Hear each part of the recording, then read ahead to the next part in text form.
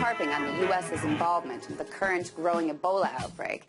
But it's not because I'm a conspiracy theorist, I swear. It's because all these crazy stories keep coming out about how the U.S. has handled the virus over the years. Like, for instance, how the U.S. actually has a patent on Ebola. All right, let's start here. I have brought this up in the past and actually did an entire post on it, but I want to re-bring it to your attention. There is a patent for Ebola, and you're looking at it right here. And in fact, it's not the only one. You can also view others here where it says 4 more. These are also other, patents on Ebola. Here's another one. And let's check out some more. And another. And another. All right, these patents actually do exist. They are there. They have been created. They exist. Okay, that in mind, let's move on. They really do. Now, it could be that the government spent years going through an arduous patent process so it could work on a vaccine just for the benefit of humanity. But now there's been a spate of stories about how the U.S. actually already has vaccines, that it's just been sitting on, and I just can't help but wonder why. Monsanto, or Monsatan, as many call them, has partnered with the Department of Defense to use a proxy third-party company to develop a vaccine against Ebola. The seed money began at $1.5 million. The value of the deal could grow to an estimated $86 million. The company's name is Techmira Pharmaceuticals Corporation, a leading developer of RNA interference therapeutics.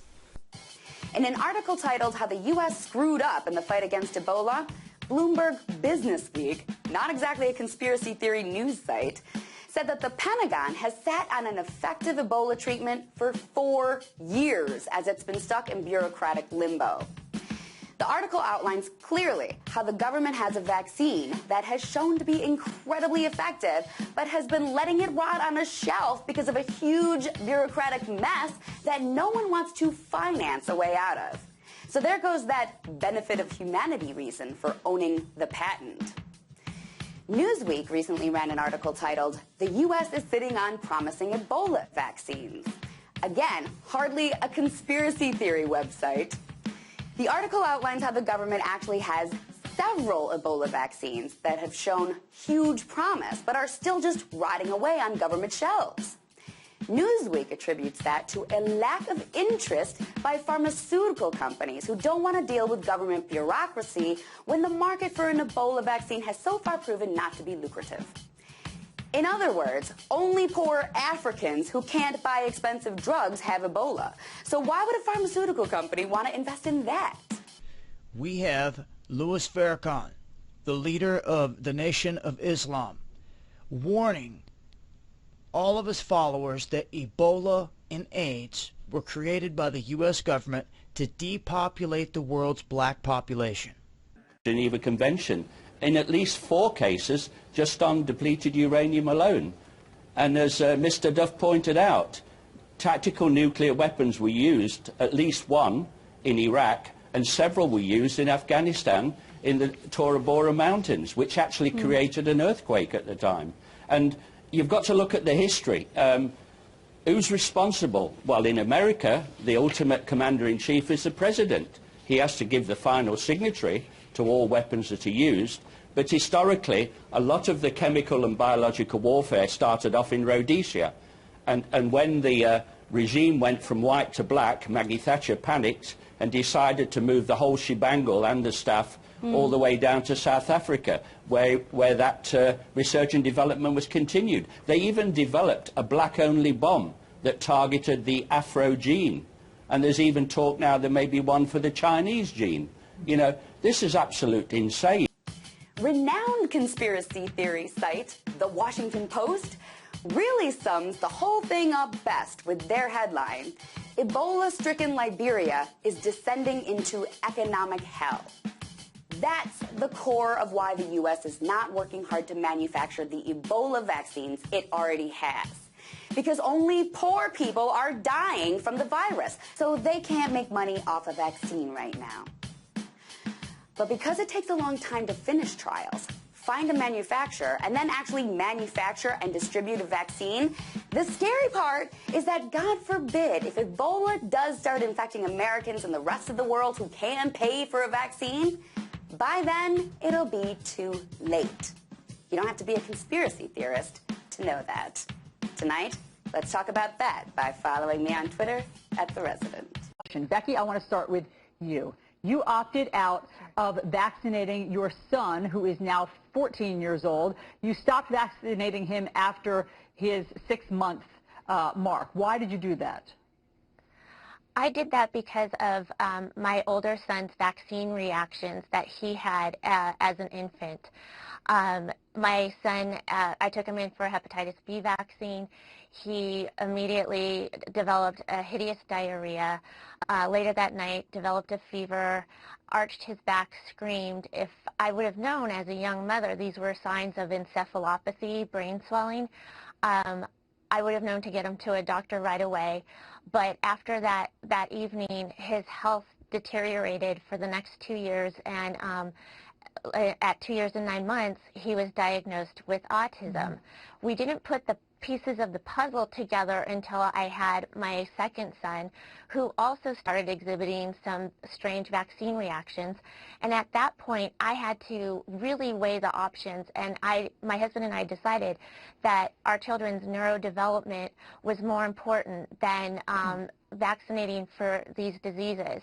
And they Becky, could have had permanent damage. And let me just ask you, because you obviously have a very compelling story. What do you say to parents who say that by not vaccinating your children, you are exposing other children to these communicable diseases like whooping cough and measles?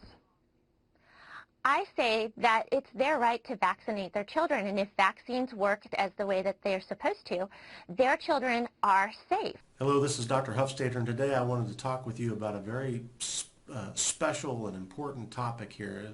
It's certainly important to me as the father of 2 young children, and that is the topic of childhood vaccinations. But I want to tell you why, some of the reasons why we as a family decided to not vaccinate our children, and I hope that after hearing this, if you're in a position where you'll have to decide whether or not to subject a child to childhood vaccinations, that you'll give it some thought and consider some of the facts that I'm going to share with you right now.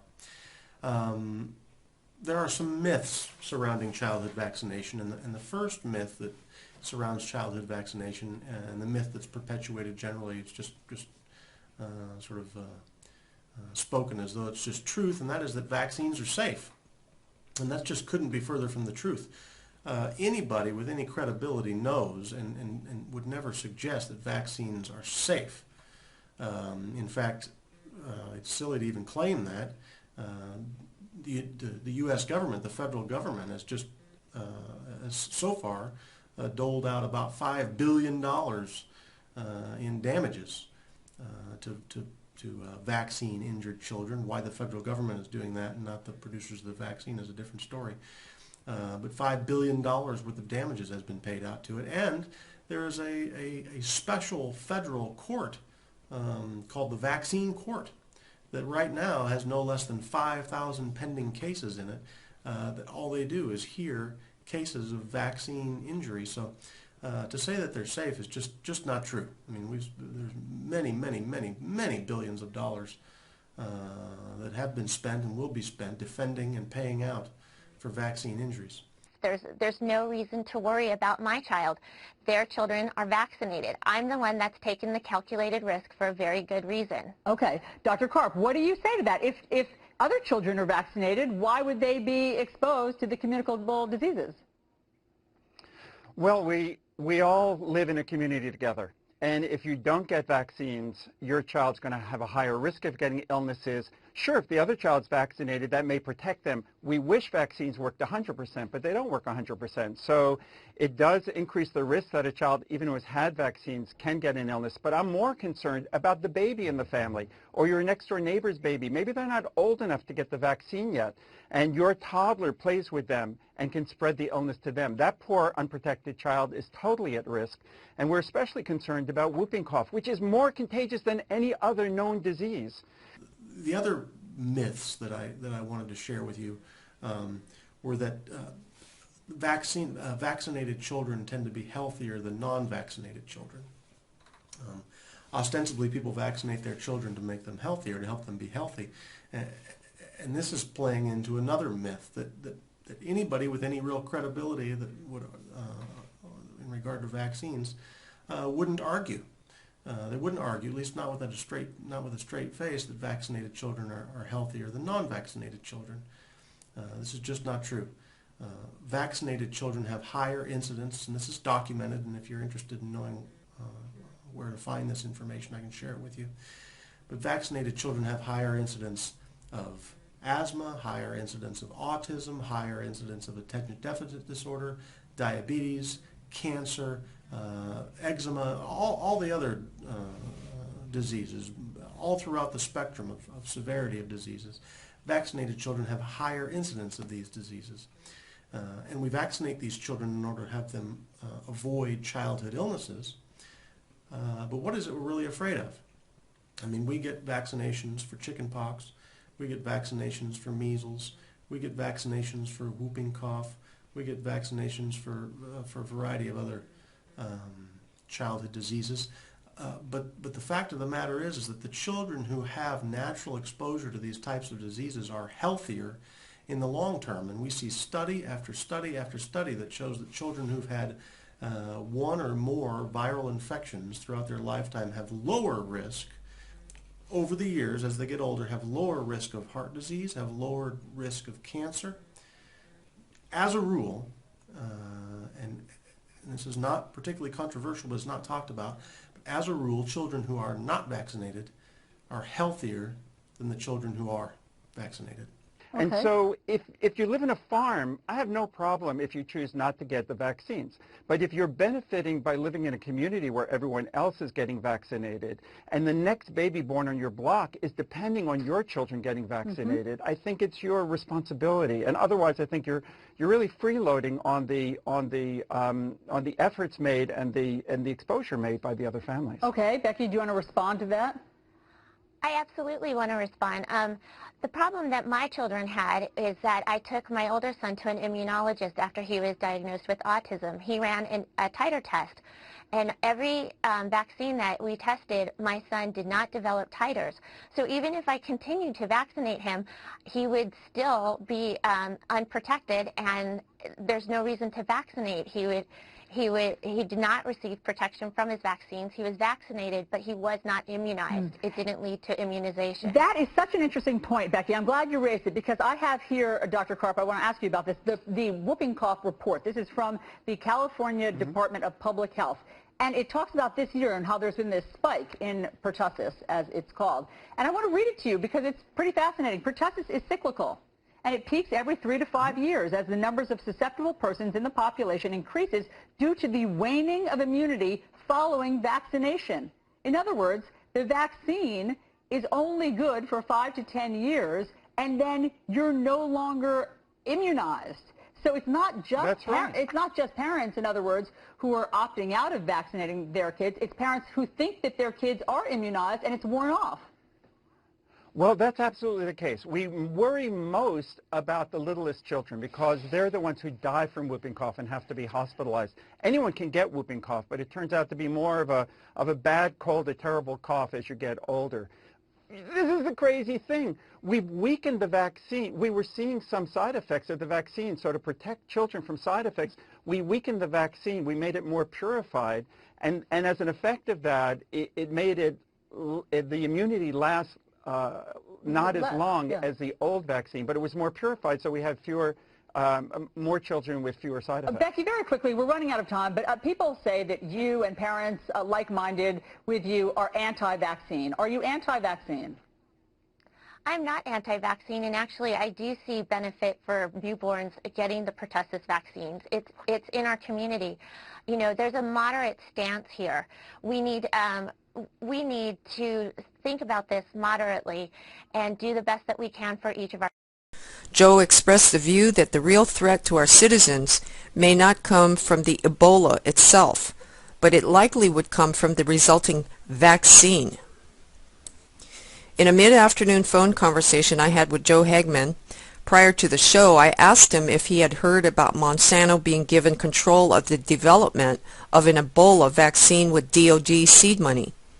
Subsequently, the news director of my show, Annie DeRiso, discovered that this was the case, and the information was less than 48 hours old.